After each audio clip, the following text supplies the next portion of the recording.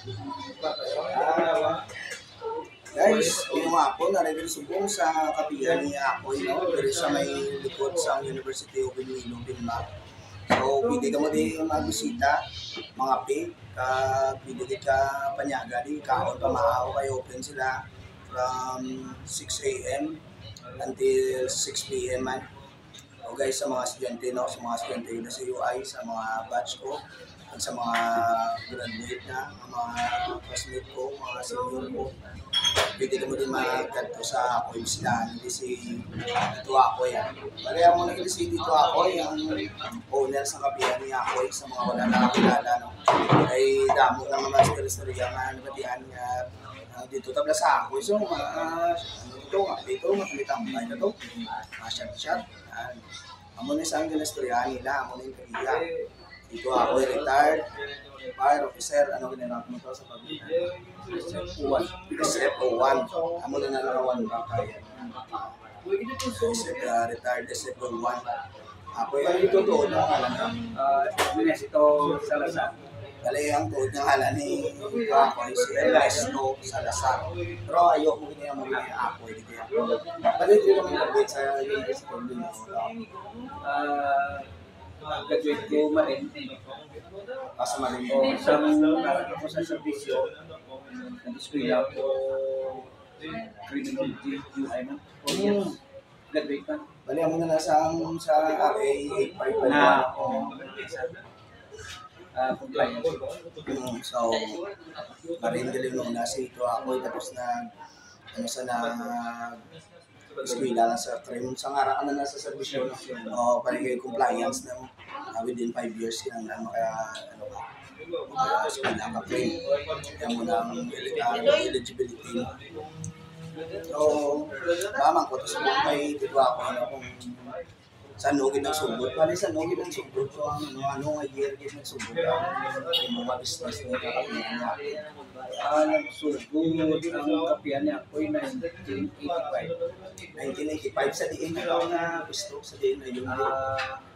Sa Tubaw, sa Tabok, sa Circle in Subong. Bali rin yung Japon. Clara, Japon. Rin yung Japon yung sa Project na Circle in basketball court pa na naman sa muna. Circle in, bali lain mo yung daw sila. Tapos, ito isang nagsigisigi na nagsaylo kami yun. Sa ibang ano ay Pero primero, pagsugod ko rin sa kapihan ako, yung Rolling Stone ako. So nakakuha ko gusto na sa apartment. May pagkita na eh. So, matama. Nag-tunda. tapos ang mga pinaka-pisto ng ako is nagdubang ka sa mga. Sana no, kapihan ako, sana. Kasi muna doon ako sa ilo ko daw. Oo, pag demolish sa apartment, sa ilo ko sa baybay, ginagawa ko lang ng kapihan sa kaya ko natin. Okay. Kaya ko Tapos, sa ilo ko rin sa Piyaw. Sa Piyaw. Ginata namin ang ancestral house.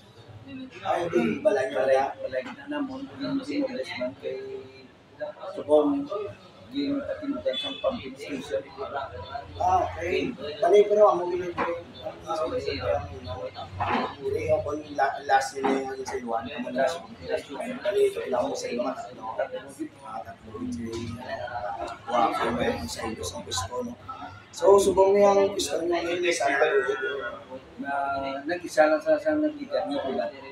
So sobrang sa kanila. Hindi rin tanang si Tuakay sa pisto di subong no, nga sobra pa nang sa katuig. Subong ano to mga plano mo sa imo business ni may plano ka pa nga dugangan o pagdapuon mo kontento ka na sa amo ni manage mo sa Kontento na sa amin yung sitwasyon sa amin yung gusto. Kaya balam ko na sa nagdag ko. Kailangan subong mo ka? 65. Nag-retire ka mandatory 56. Mag-56, 2015. Ay, 2015 ka na retire. So, hindi ko naman kinanglan, hindi naman gano'n kahit retired ka naman sa servisyo mo. May nakalo ka naman sa gobyerno, sa atin niya kung so, naka-contribute ka naman may naka-contribute na dako man niya. Contribution, siyempre, natapos yung mga servisyo, mga termino, kumbaga. So, sa amin na guys, sa mga wala nakakilala kay Tito Apoy, buong kilala niya na. Si Ernesto Salazar. Na, sa mga mga tropa ko da, mga buddy ko sa criminology nga para sa serbisyo, sa mga nakakilala, kag nakatambay ng sunguna din, nakashot-shot, nakapanyaga, nakapamaaw, panyapon, pangapi. At doon lang mo di guys bisitahan si Tito Apoy kay malipay, hindi siya makita kamo nga ng successful na.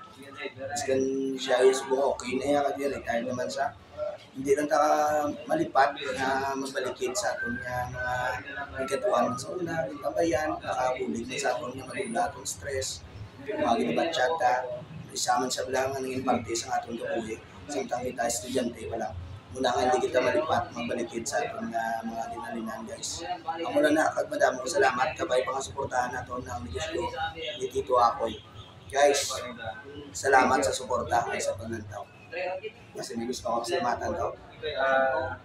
Sa mga suki, sa mga grupo ko, amigo ko sa servisyo. Importante ko LTV mo. Guys, madamo yung salamat ako na message speech ni Tito Apoy sa mga batchmate lang, harap ko sa mga 1,000 video ulit.